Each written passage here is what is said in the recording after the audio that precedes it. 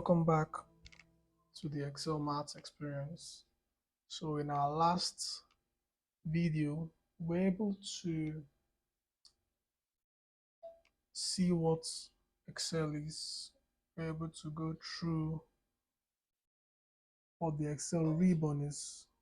We saw the interface of Excel, saw what it takes to save a new workbook, resize our cell, and do some pretty things on Excel.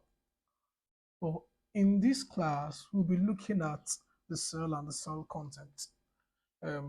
We intend to see what the cell does, how it operates, how to select a cell and multiple cells, how to insert contents into the cells accurately. It's quite tricky when it comes to inserting contents into cells, how to copy and paste cell content. So let's just get right into it. Let's open our Excel and we'll just get right into it. A blank workbook. So like we saw in the last class, these are cells. All these. Excel is made up of cells, and we recall this is our address. Helps us to know where exactly the cells are. But today we'll be looking at selecting the cell, selecting multiple cells, and inserting contents into cells. So this is a cell. These are multiple cells. So how do we select a cell? Just by clicking your mouse on the cell you want to work on. On clicking your mouse, the cell gets highlighted. There's a focus on the cell you are working on. You would see the focus there. You would see the cell address in the name box. Now, when it comes to selecting multiple cells, you drag your mouse over the cells you want to select. So you place your mouse on the first cell and drag before you release. I do that again. You place your mouse on the first cell and drag before you release. That's how you select multiple cells at a go. Another way to select multiple cells is by holding down the function, the control button or the command if you're using the Mac. So if you hold down the control, you can see multiple cells are getting shaded. That's another way to select cells. Now, one way you can also select your cell, you can select it by selecting the rows in total or the columns in total. So assuming I want to select all the cells under A, I click on A and all the cells under A get selected. Click on D, all the cells. So if I'm clicking directly on the cell, it's going to give me a particular cell, D6. But if I click on the heading, it will give me all the cells under the heading as my selection.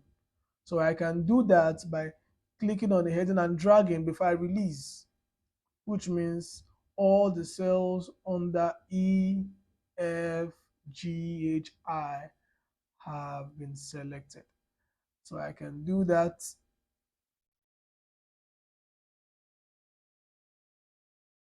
as much as I like. I can also select across. So if I click on one, not the cell itself, but the heading one, all the cells across gets selected. So that's another way to select cell. So we can also select multiple cells by using the shift button. So the shift button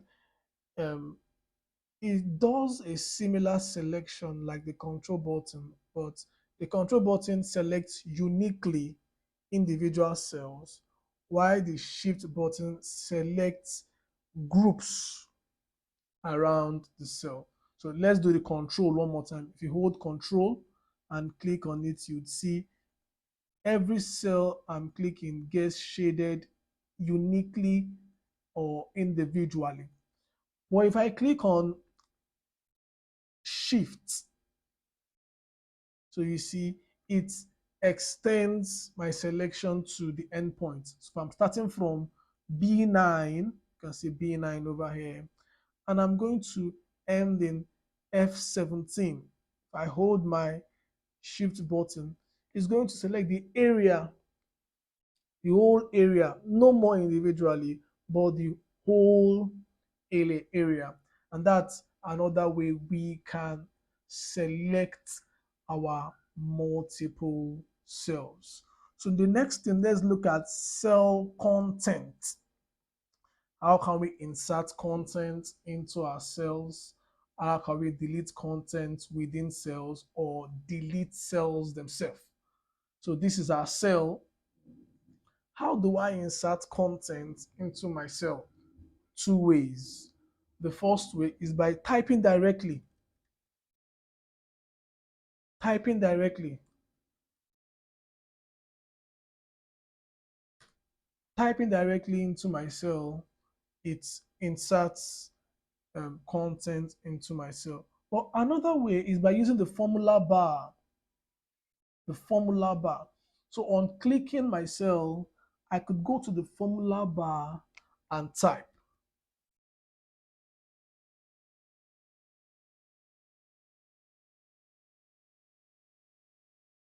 So the formula bar I actually prefer using the formula bar when I have to type very long content. But if it's quite a short content like string, short string, maybe one, I'll just type directly to F, G, go, wait, refer. These are short words. So I could just easily type them by clicking on myself. Or if I have a long word to type, I prefer going through the formula bar. So if I want to type the mathematics Excel experience, I prefer using the formula bar so that I can conveniently see what I am typing. So these are the two ways you can insert content into the cells you are working with on Excel. So how to delete content within cells. Now this is a very tricky one. Let me show us something. If I click on my cell and I click on delete, delete button or the backspace button, it deletes everything in my cell. It deletes everything. So in a case where I don't want to delete everything in the cell, probably I want to just delete um, I want to change mathematics to maths. If I click on delete, everything goes. So what do? I double click, double click. On double clicking, you have access to the individual content of the cell. Double clicking gives you access to the individual content of the cell. You single click and delete, it deletes everything. But if you double click, you would have access to the individual contents of the cell. Or you could just preferably use the formula bar. Once you click on the formula bar, you can click on the direct location of whatever you want to delete. So two ways of deleting within a cell, either by double clicking or by using the formula bar. Like I always said, I always prefer using the formula bar. Formula bar gives me a clearer view. I guess maybe that's because I work with a lot of data, long stringed data. That's why I tend to love that. But I feel it's more convenient, and it's there is very little chance you make a mistake when you work with content from the formula bar. So those are the two ways to do that. Let's look at our course content. Um, so we've done inserting content, deleting content within cells. Now deleting cells, deleting cells. Now that's also a little tricky, but easy. Once you click on the cell, let's say we're using cell E5, and we click on the delete button, it deletes the content in it. But if you use the backspace, it deletes the content and requests a new content to replace the deleted one. So let's do that again. Delete, and we are good. But backspace, backspace goes beyond just deleting. It goes into demanding fresh replacement for whatever was missing there. So you can either use delete or backspace to delete content in your cells.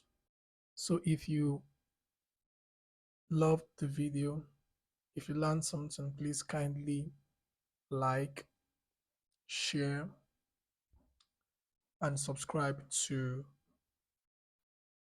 the YouTube channel. Don't forget to drop your questions in the comment section, and then I would surely get across to them. Thank you.